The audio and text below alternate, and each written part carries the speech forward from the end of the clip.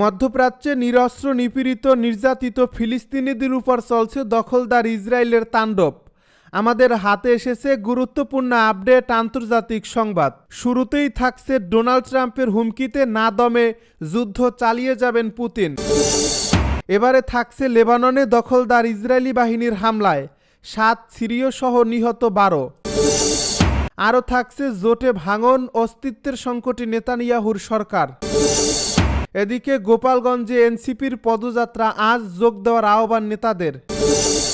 সব শেষে জানিয়ে দিব 2030 সালের মধ্যে ইউরোপে বড় যুদ্ধ হতে পারে বলে মন্তব্য ফ্রান্সের। এতক্ষণ শুনছিলেন আপডেট সংবাদের শিরোনাম, এবারে বিস্তারিত। তবে তার আগে অনুরোধ রইল ভিডিওটিতে একটি লাইক এবং কমেন্ট করে জানিয়ে দিন ভিডিও সম্পর্কে আপনার মূল্যবান মতামত। আরও জানিয়ে দিন ভিডিওটি কোথা থেকে দেখছেন বা কোন জেলা থেকে দেখছেন। ডোনাল্ড ট্রাম্পের হুমকিতে না দমে যুদ্ধ চালিয়ে যাবেন পুতিন। যুক্তরাষ্ট্রের প্রেসিডেন্ট ডোনাল্ড ট্রাম্পের কঠোর নিষেধাজ্ঞার হুমকিতে মোটেও বিচলিত না হয়ে রাশিয়ার প্রেসিডেন্ট ভ্লাদিমির পুতিন বরং ইউক্রেনে যুদ্ধ চালিয়ে যেতে চান, যতক্ষণ না পর্যন্ত পশ্চিমারা তার শান্তির শর্তগুলো নিয়ে তৎপর হয়। লড়াই চলতে থাকার সঙ্গে সঙ্গে ইউক্রেনে রুশ বাহিনীর অগ্রযাত্রার কারণে পুতিন দেশটির আরও অঞ্চল দখলে নেওয়ার দাবি করতে পারেন। ক্রেমলিনের ঘনিষ্ঠ 3 রুশ কর্মকর্তা একথা বলেছেন। 2022 সালের ফেব্রুয়ারিতে ইউক্রেনে আগ্রাসন শুরু করেছিল রাশিয়া। সেই যুদ্ধ 3 বছরে গড়ানোর পর এখনও পুতিন মনে করেন রাশিয়ার অর্থনীতি এবং সামরিক বাহিনী পশ্চিমাদের যে কোনো বাড়তি পদক্ষেপ সহ্য করে টিকিয়ে থাকার মতো যথেষ্ট শক্তিশালী। ডোনাল্ড ট্রাম্প সোমবার ইউক্রেন যুদ্ধ বন্ধ করতে রাজি না হওয়ার জন্য পুতিনকে নিয়ে হতাশা প্রকাশ করেন। ইউক্রেনকে অস্ত্র সহায়তা করার ঘোষণা দেন তিনি। 50 দিনের মধ্যে পুতিন যুদ্ধবিরতিতে রাজি না হলে রাশিয়ার ব্যবসায়িক অংশীদারদের উপর 100% শুল্ক চাপানোরও হুমকি দিয়েছেন ডোনাল্ড ট্রাম্প। ক্রেমলিনের শীর্ষ পর্যায়ের চিন্তাভাবনার সঙ্গে সংশ্লিষ্ট 3 রুশ কর্মকর্তা বলেছেন, পশ্চিমাদের চাপে পুতিন যুদ্ধ বন্ধ করবেন না, কারণ তিনি বিশ্বাস করেন যে পশ্চিমাদের সবচেয়ে কঠোর নিষেধাজ্ঞা সহ্য করে যে রাশিয়া টিকে আছে, তারা আরও কঠোর অর্থনৈতিক পরিস্থিতিতেও টিকে থাকতে পারবে। এমনকি ডোনাল্ড ট্রাম্প রাশিয়ার তেলের ক্রেতাদের উপর শুল্ক চাপানোর যে হুমকি দিয়েছেন, তাও রাশিয়া উতরে যেতে পারবে। লেবাননে ইসরায়েলি বাহিনীর হামলায় 7 সিরীয় সহ নিহত 12।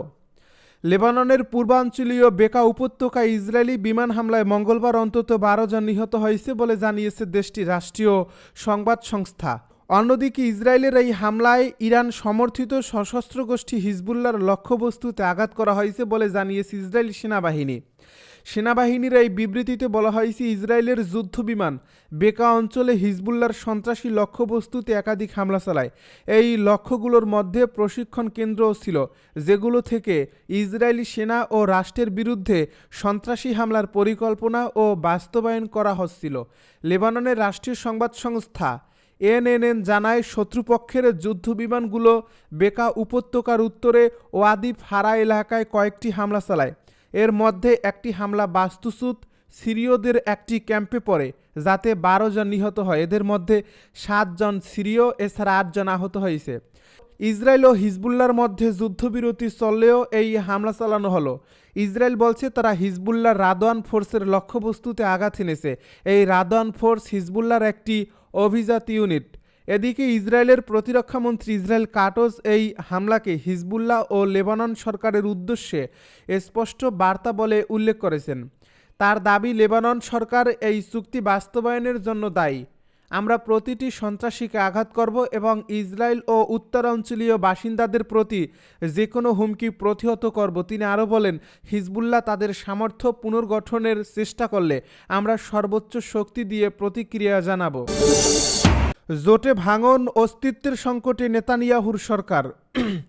ইসরায়েলের প্রধানমন্ত্রী বেনিয়ামিন নেতানিয়াহুর ক্ষমতাসীন জোট থেকে বেরিয়ে গেছে অন্যতম শরিক কট্টর ডানপন্থী দল ইউনাইটেড তোরাহা-জুলাইম। ইয়েশিবা শিক্ষার্থীদের সামরিক পরিষেবা থেকে অব্যাহতি দেওয়ার বিল প্রণয়নের সরকারের ব্যর্থতা নিয়ে দীর্ঘদিনের বিরোধের জেরে এই সিদ্ধান্ত নেওয়া হয়েছে বলে জানিয়েছে এই দলটি। এর আগে 120 আসন বিশিষ্ট নেসেটে নেতানিয়াহুর সংখ্যাগরিষ্ঠতা এখন মাত্র 61 আসনে নেমে এসেছে। এতে সরকার একটি নড়বড়ে অবস্থায় পর্যবসিত হলো। ইউটিজের 7 জন সদস্যের মধ্যে 6 জনই পদত্যাগপত্র জমা দিয়েছেন। এর 1 মাস আগেই দলের চেয়ারম্যান ইৎজাক গোল্ডকনপ পদত্যাগ করেন। ইউটিজের দলটি মূলত দেগেল, হাতোরা ও আগুদাত ইসরায়েল নামক দুটি উপদলের সমন্বয়ে গঠিত। দেগেল হাতোরা এক বিবৃতিতে জানিয়েছে, তাদের প্রধানদের সঙ্গে আলোচনার পর এবং সরকারের পক্ষ থেকে পবিত্র ইয়েশিবা শিক্ষার্থীদের অধ্যয়নের মর্যাদা নিশ্চিত করার প্রতিশ্রুতি বারবার লঙ্ঘিত হওয়ার কারণে তাদের সংসদ সদস্যরা জোট ও সরকার থেকে পদত্যাগের ঘোষণা দিয়েছেন। গোপালগঞ্জে এনসিপির পদযাত্রা আজ, যোগ দেওয়ার আহ্বান নেতাদের। চলতি মাসের প্রথম দিন থেকে দেশ গড়তে জুলাই পদযাত্রা কর্মসূচি পালন করছে জাতীয় নাগরিক পার্টির সদস্যরা। এর মধ্যে দেশের বেশ কয়েকটি জেলায় এই কর্মসূচি পালন করছে দলটি। মাসব্যাপী এই কর্মসূচির অংশ হিসেবে আজ বুধবার গোপালগঞ্জে পদযাত্রা করবে দলটি। মঙ্গলবার দলটির উত্তরাঞ্চলের মুখ্য সংগঠক সার্জিস আলম নিজের ভেরিফাইড ফেসবুক পোস্টে এ তথ্য জানান। এরপর দলটির আহ্বায়ক নাহিদ ইসলাম, সিনিয়র যুগ্ম সদস্য সচিব ডাক্তার তাসনিম জারাসহ একাধিক নেতা এই কর্মসূচি নিয়ে ফেসবুকে পোস্ট দেন। এ ফেসবুক পোস্টে সার্জিস আলম লেখেন, বিপ্লবের সহযোদ্ধারা ধূমকেতুর মতো ছুটে আসুন। আজ বুধবার সকাল 11টায় গোপালগঞ্জ শহরে দেখা হচ্ছে ইনশাল্লাহ। আরেকটি পোস্টে তিনি লেখেন, গোপালগঞ্জের মানুষের অধিকার নিশ্চিত হবে এবং জেলার নাম দিয়ে আর বৈষম্য হবে না। আমরা সেই বাংলাদেশ গড়তে চাই। একই সাথে আমরা এই গোপালগঞ্জের গণমানুষের ন্যায্য অধিকার পাওয়ার লড়াই করব। গোপালগঞ্জ কোনো ব্যক্তি বা দলের সম্পত্তি নয়, গোপালগঞ্জ বাংলাদেশের।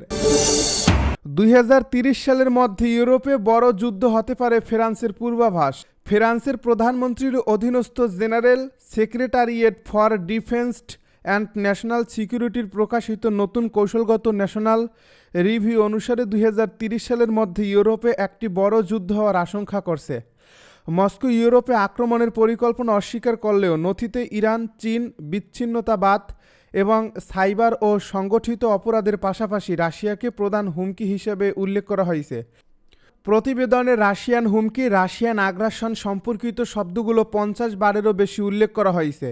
এতে সতর্ক করে বলা হয়, ফ্রান্স এবং তার ইউরোপীয় মিত্রদের লক্ষ্যবস্তু করা হবে।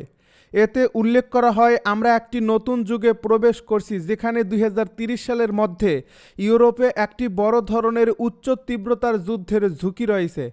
এ প্রতিবেদনে বলা হয়, ফ্রান্সের স্বার্থ, তার অংশীদার ও মিত্রদের স্বার্থ এবং ইউরোপীয় মহাদেশ ও ইউরো আটলান্টিক অঞ্চলের স্থিতিশীলতার জন্য রাশিয়ার সবচেয়ে সরাসরি হুমকি। এতে মস্কোর বিরুদ্ধে সাইবার আক্রমণ, নির্বাচনে হস্তক্ষেপ এবং হত্যার অভিযোগ আনা হয়েছে। ফরাসি পর্যালোচনাটিতে সতর্ক করা হয়েছে, রাশিয়া মলদোভা, বলকান বা পূর্ব ইউরোপীয় ন্যাটো সদস্যদের বিরুদ্ধে পদক্ষেপ নিতে পারে। এতে ইরান এবং চীনকে কৌশলগত হুমকি হিসেবেও উল্লেখ করা হয়েছে। ইরানের বিরুদ্ধে মধ্যপ্রাচ্যকে অস্থিতিশীল করার অভিযোগ তোলা হয় আর চীনকে বিশ্বব্যাপী আধিপত্য বিস্তারের চেষ্টাকারী হিসেবে চিত্রিত করা হয়। বিচিত্র করা হয়। পর্যালোচনাটির উপসংহারে বলা হয়েছে, ফ্রান্সকে অবশ্যই সামরিক বাহিনীকে শক্তিশালী করতে হবে এবং অর্থনীতিকে যুদ্ধ প্রস্তুতিতে স্থানান্তর করতে হবে। ইউরোপের সামরিকরণের বৃহত্তর বিস্তারের মধ্যে এই পর্যালোচনাটি প্রকাশ করা হলো। ব্রাসেলসে সম্প্রতি 800 বিলিয়ন ইউরোর রি-আর্ম ইউরোপ উদ্যোগ গ্রহণ করছে। গত মাসে ইউরোপীয় ন্যাটো সদস্যরা প্রতিরক্ষা ব্যয় জিডিপির 5% পর্যন্ত বাড়াতে সম্মত হয়েছে। তারা আরও বলছে, এসব করা হচ্ছে রাশিয়ান হুমকির কথা বিবেচনায় নিয়ে।